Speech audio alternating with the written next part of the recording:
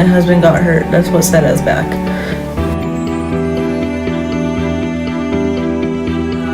I decided to come back to Colorado on a whim, and I didn't realize the changes that had occurred in Colorado as far as the economy and housing. I got into an accident, broke an ankle, and couldn't work. Basically, our money ran out from all of our benefits and everything, and couldn't go back to work. So we basically ended up, make a long story short, we ended up here. It's embarrassing, first of all, for anybody to have to admit they're homeless, let alone seek help like I have. Some people don't. I think, honestly, anybody in this world is 1 or 2 steps away from becoming in the situation I am.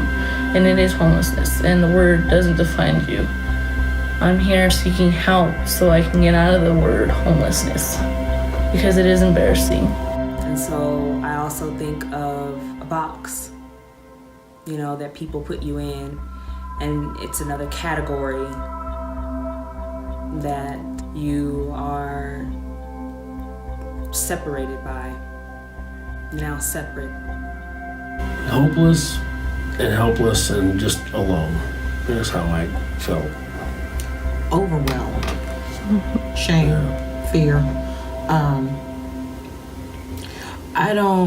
For me, and maybe a lot of people don't feel like that, I don't think it's being homeless that really bothers people.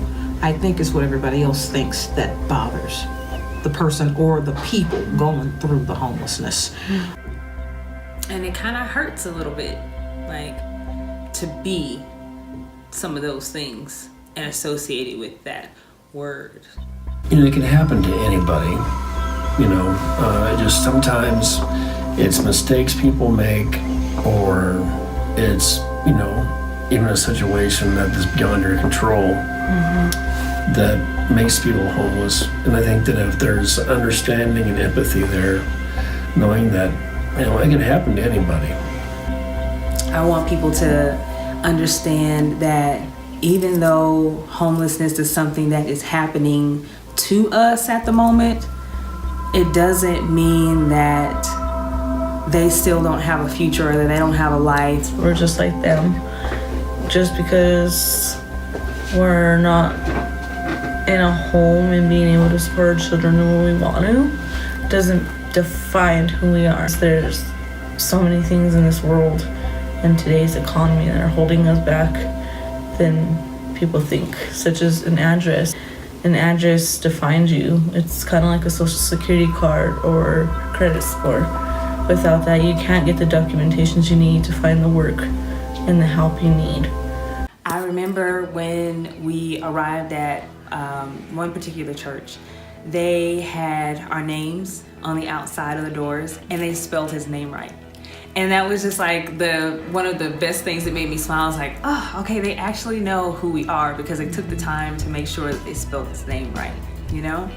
And we opened the door to the room, and it was a bed made up of boy sheets. So it was like footballs and soccer balls and things like that on it. It was blue and had a blue pillow and a lion on it with a book on it, and my bed was pink and red, and you know, it was very girly. You could tell that they had taken the time to cater to us.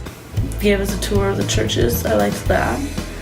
I also liked how they always had the beds made, and they had so many different welcoming things. One of the churches we stood at had a little teddy bear and some socks and a book on the bed for the kids, and they had like a pair of socks and a cup for us on our bed. So I thought that was really nice and welcoming. I think there's the Methodist church too, where we went swimming and When they took us to the aquarium. to the aquarium. That was the first one. Yeah, and so then we had some people that really showed us a good time. And showed the boys a good time. So. Yeah, the volunteers, they were very helpful in just their encouragement, speaking to you like a person, like you weren't just a number, because there are many families that Family Promise has helped. They're ones that are upgrading to get showers and washer and dryer for our needs and their needs. That's nice as well too. Saying, hey, can you get up and help me cook breakfast on Saturday? Sure. Being in the kitchen, getting to talk about, I did at that moment, I didn't feel homeless. I felt like I was in the kitchen with some friends, like we had planned this, let's come over and let's make a big breakfast. Some people that knew how to read your vibe and understand that, hey, you know, she's had a rough day, I'm here to help, and helping may not necessarily look like me doing anything for her, but just being here. People to know, just treat me like you would if I was your family member or a friend coming into your home. Because right now, your guys' churches are our home. So treat us like you would if we were your friend or your brother or your sister coming into your house. The biggest thing for me is quit trying to understand how I got there. But, you know, just help me where I'm at right now. I'm not saying give me whatever I want, but help me where I am, how you can to the best of your ability right at that moment. You know, it didn't matter if they were the ones that brought the food or if they were the director of the church that was hosting you. These were just people that it didn't matter about their title. They were just, you know, hey, how's it going? You know, what are you guys doing? What are you guys up to?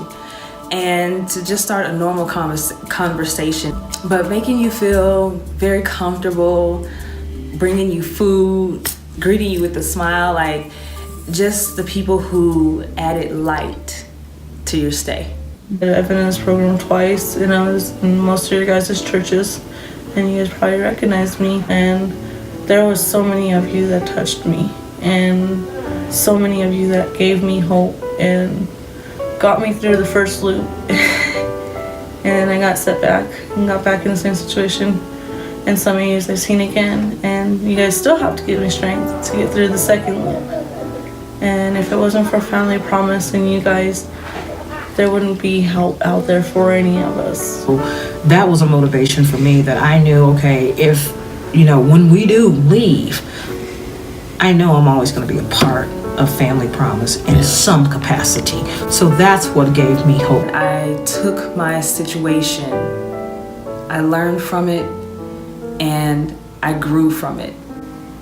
And because I've grown from it, I'm now able to prosper because of it.